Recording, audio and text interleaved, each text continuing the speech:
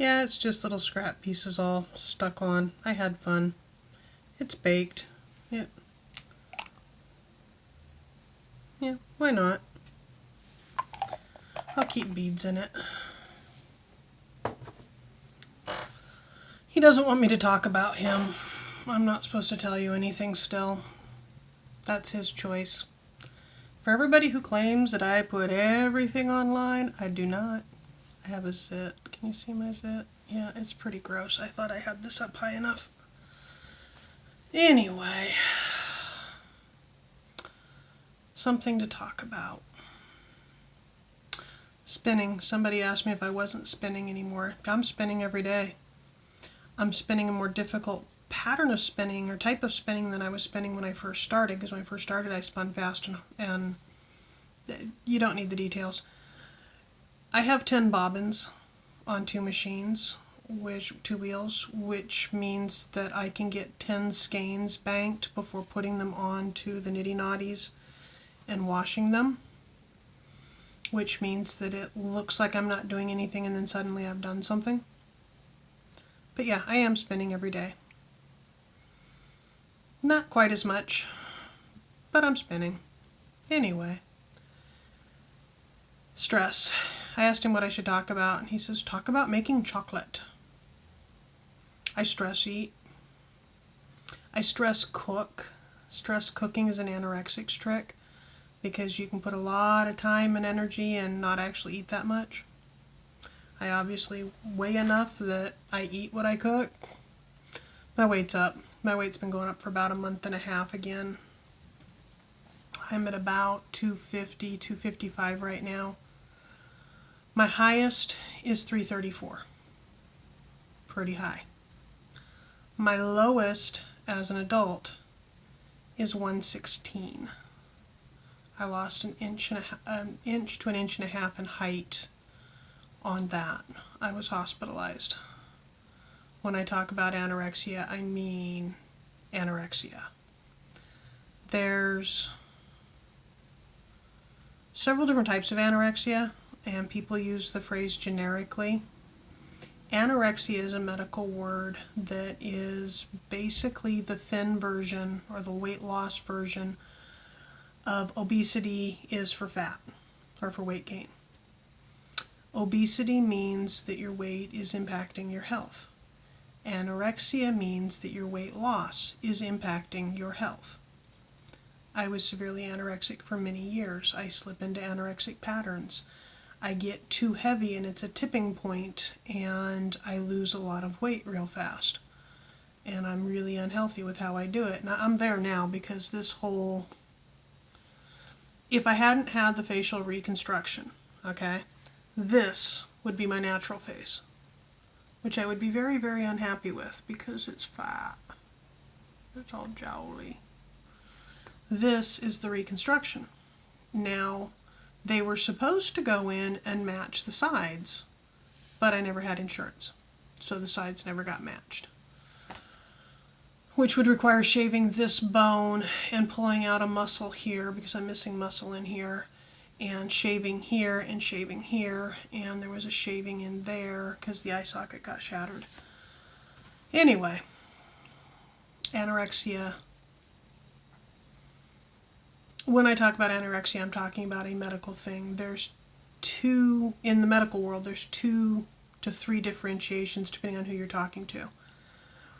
The standard differentiations is medical anorexia and psychological anorexia. Anorexia nervosus is a nervous disorder. It's a control issue. It's a type of OCD, or in the OCD family. It's when somebody refuses to eat. You can be anorexic and want to gain weight. That's medical, if your body's not capable. It gets broken down further where you can have somebody who is anorexic on exercise anorexia. This is a large number of my, think that they are female friends who are into bodybuilding, who would take testosterone if they were given testosterone, not because they want to transition, but because they want better muscle tone. They want to change their body type. and they get themselves down below clinical weight, and they get into really unhealthy, and they think they're looking better and better, and everybody else is going at them because they start to look like Skeletor. I got down into Skeletor. I thought I looked great. Yeah. I look at the pictures now, and there's a couple of people in my life that were complimenting me during it, and I can see them now as just toxic. Because looking at the pictures now, I did not look good. I did not look healthy. I looked like skin stretched over bone with muscles. Anyway, my gut is such that I have problems digesting. So I opt for pure sugar because sugar digests. Fats digest, which causes me to gain weight. One of the easy symptoms of malnutrition is weight gain. People would be like, obviously they're not that hungry, they're extra large. And it's like, they're extra large because they're hungry. Because if they had nutritional food, they wouldn't be extra large. And this is where the don't take advice from terminally healthy and clinically happy people comes from. If somebody is perpetually manic or has never had a health problem and is well muscled and has always had access to good medicine and good food, they have no fucking clue. And then you'll meet the guy, well, I eat nothing but McDonald's and I'm healthy. No, you're not.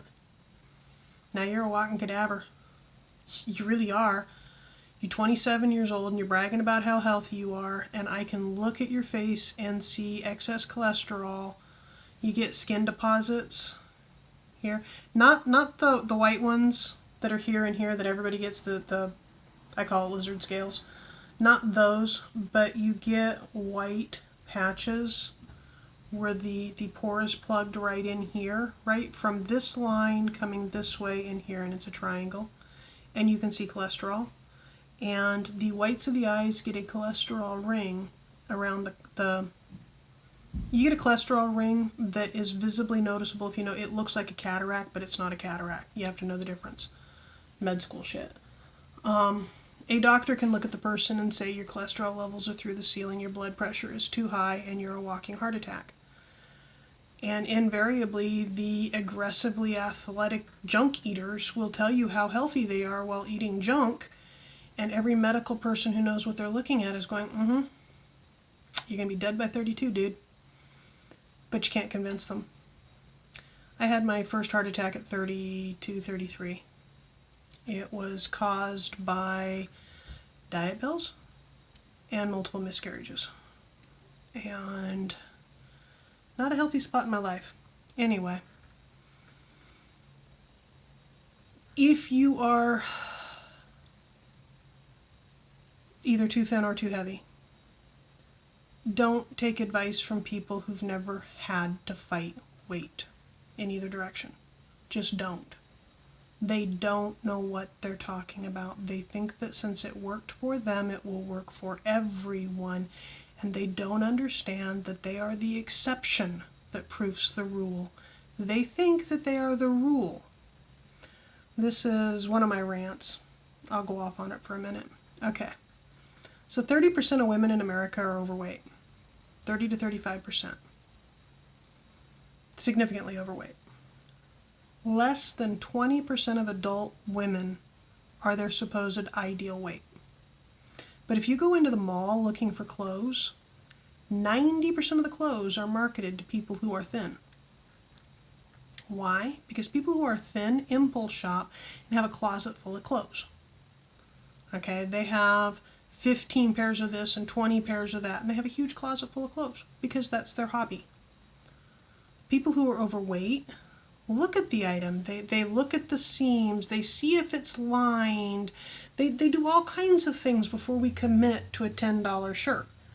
We're not the target market for marketing because 30% of women being overweight buy less than 5% of the clothing on the market because they don't market to us, because they don't make clothes for us, because clothes don't fit.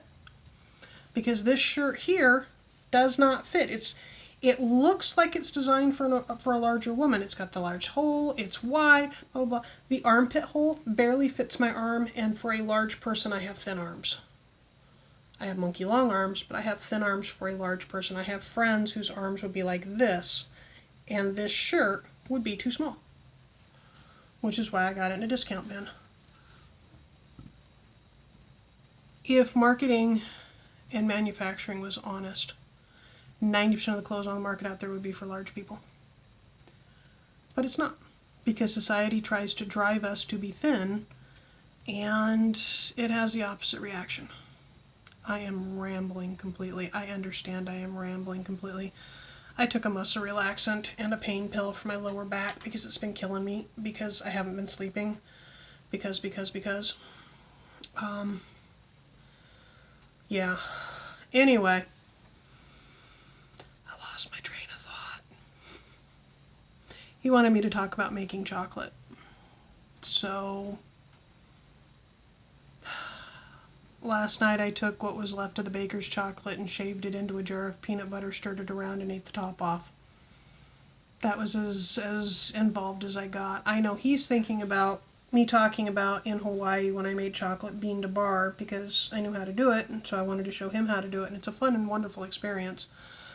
And it's just amazingly yummy, and y'all should try it sometime. And once we get moved and I have a kitchen again, I will probably go to the health food store and buy some raw nibs and make chocolate that way. Or have a friend of mine in Hawaii send me some pods. I don't know what the legality is on that. Yeah.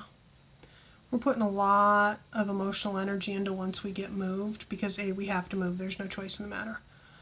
This place, they took the doorknob, management took the doorknob off of the outside room that holds the garbage. So now you can't put your garbage out, which means we have 5 bags of garbage sitting in the apartment waiting for when management's down there while we're home so we can run our garbage out.